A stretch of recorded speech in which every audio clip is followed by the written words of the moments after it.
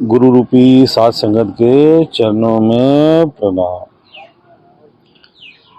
अगर दिल सच्चा है, अगर हमारा दिल सच्चा है तो परमात्मा को पाना चाहते हैं तो परमात्मा आपको जरूर मिलेगा। संत कृपाल सिंह जी कहते हैं कि अगर किसी का दिल सच्चा है तो भाई ये जो दिल है ना, इसे सच्चा बना ले। क्या है वो सच्चा दिल? कि तुझे सच में परमात्मा से प्रेम हो जाए,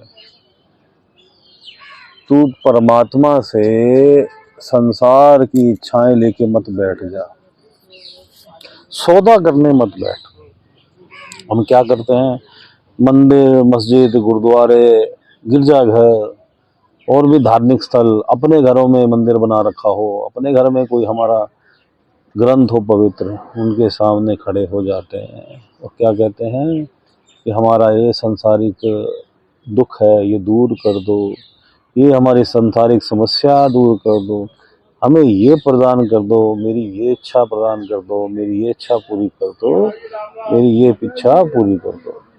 तो इन्हीं इच्छाओं को हम जो है प्रधान बना देते हैं। तो क्या हो गया हमारा सौदा। और इस सौदे से बाहर निकल और तू प्रेम का सौदा कर कि हे मालिक, मुझे कुछ नहीं चाहिए, केवल तू चाहिए, तू मिल जा। दर्शन की प्यास, बस तेरे दर्शन की प्यास, तुझमें मिल जाऊं, अपने घर वापस जाने की प्यास। कौन सा घर? निज धाम, ट्रू होम, हमारा सच्चा घर, हमारा ही घर जहाँ से आत्मा बिछड़ के परमात्मा से आई है। इस संसार में काल के छलावे में, पर्दों से, मन के अटैच होने से, माया के अटैच होने से फंसी। और तू सच्चा बन, उस सच्चे से मोहब्बत कर ले। ये जग सच्चे की कोठरी, सच्चे का है, सब तरफ परमात्मा ही परमात्मा है। परमात्मा के अतिरिक्त कुछ नहीं है, ना कुछ था, ना कुछ है, ना कुछ होगा, और कोई दूसरा परमात्मा भी नहीं है। एक ही है, एक ओंकार।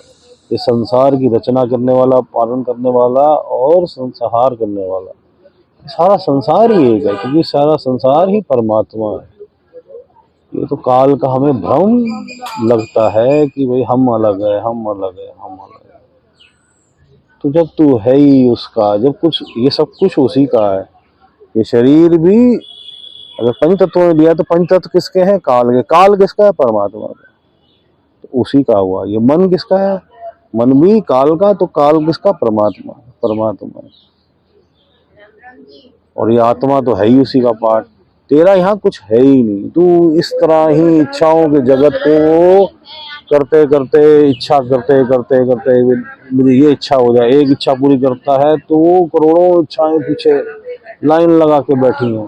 तुझे इस खेल की समझ ही नहीं कि तू खेल में जो है वो बार बार जो है नई इच्छा प्रदान करता है और नई इच्छा नए जन्म को आगे प्रकट कर देती है।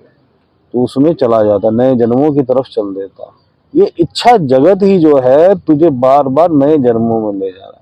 और तू अगर ये इच्छाएं त्याग देगा तो जो तेरे कर्मों में लिखा है स्वतः ही वो हो जाएगा। और क्या करेगा? केवल उन सब इच्छाओं को त्यागने के लिए एक सर्वोत्तम निस्वार्थ इच्छा, परमात्मा को पाना, अपने घर वापस जाना। मुझे इस संसार में संसारिक कुछ नहीं चाहिए, सारी संसारिक इच्छाएं त्याग दी, केवल परमात्मा की इच्छा की और सच्चा बन गया।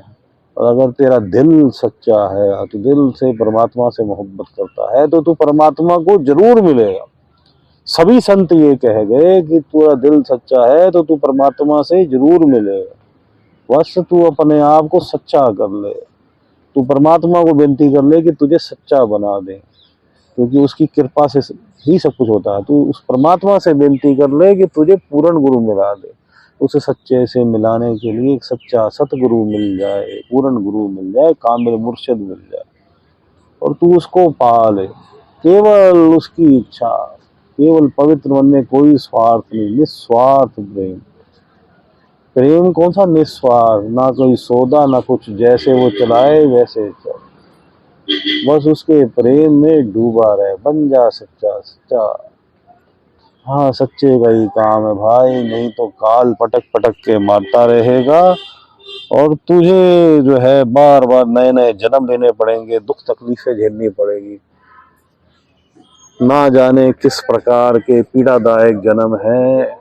तू जानना चाहता है तो जान भी सकता है, तो जानने के लिए फिर तुझे सच्चा ही बनना पड़ेगा, क्योंकि जब तू सच्चा बन जाएगा, तुझे परमात्मा से प्रेम हो जाएगा, तो परमात्मा दिख जाएगा, तो तुझे सारा खेल दिख जाएगा कि तुझे कहाँ कहाँ काल ने पटक पटक के मारा, किस तरह संसार की इच्छाओं में फंसा हुआ था, करोड़ों अरबों जन्मों को भुगतता हुआ तू यहाँ पहुंचा। और उस दयाल, उस कृपाल परमात्मा की तुझ पे कृपा हो गई और उस सच्चे ने तुझे स्वीकार कर लिया, तूने दिल सच्चा कर लिया, तू परमात्मा को पा लिया, तू परमात्मा के पास पहुंच गया। यही खेल को तुझे समझना है और इस रास्ते में लगना है। काल तेरे ध्यान को लगने नहीं देगा, इतना आसान नहीं है। इसीलिए करोड़ों लोग जो है, सच्चा सत्संग कहीं हो रहा हो तो करोड़ों में से कुछ गिनती के लोग 10, 20, 50 जाते हैं, और वो भी एक आध दिन सुनते हैं और भाग आते हैं। कोई विरला एक सूरमा होता है जो इस मार्ग पे चलता है। तो वो सूरमा बन कि मुझे परमात्मा को पाना है, दिन रात परमात्मा के बारे में सोच, सुबह शाम दोपहर हर वक्त, सोते हुए जागते उठते खाते पीते हर वक्त परमात्मा के बारे में ही विचार। मनिए, सुनिए, मन रखिए भाव, तो सुन परमात्मा के बारे में, सत्संग सुन, परमात्मा का ध्यान कर, मनन कर, अपने अंदर मनन कर, और अपने अंदर हर वक्त क्या रख, भाव परमात्मा का पाना है। गोविंद भाव भगत का भूखा, तो अपने जो है दिल में भाव रख और परमात्मा की प्राप्ति के मार्ग पे चल। चलो अब हम मेडिटेशन में बैठते हैं। मेडिटेशन का मुख्य पर्पस है ध्यान को संसार से हटाना और परमात्मा में लगाना। ये अभ्यास करते करते निरंतर जीव जो है एक दिन परमात्मा में ध्यान लग ही जाता है। करत करत अभ्यास के जन्मत होन सुजान, तू अभ्यास करता रहेगा तो परमात्मा को पा ही लेगा। गोविंद क्या कहते हैं कि अभ्यासेन कौंती, अभ्यास से इस मन को काबू पाया जा सकता है। इसलिए अभ्यास करते हैं मेडिटेशन का, ध्यान को परमात्मा में लगाते हैं। कहाँ लगाते हैं? तीसरा तिल, थर्ड आई सेंटर, दोनों आंखों के बीच में पीछे करके, और ध्यान परमात्मा में। अगर पूर्ण गुरु प्राप्त है तो गुरु परमेश्वर एक हो जान, पूर्ण गुरु में ध्यान, और अगर उस द्वारा पंच नाम सत्य नाम विदेही नाम दिया हुआ है आपको, तो उसका सिमरन करते हैं। मालिक सबका भला करे, मालिक सबका भला करे।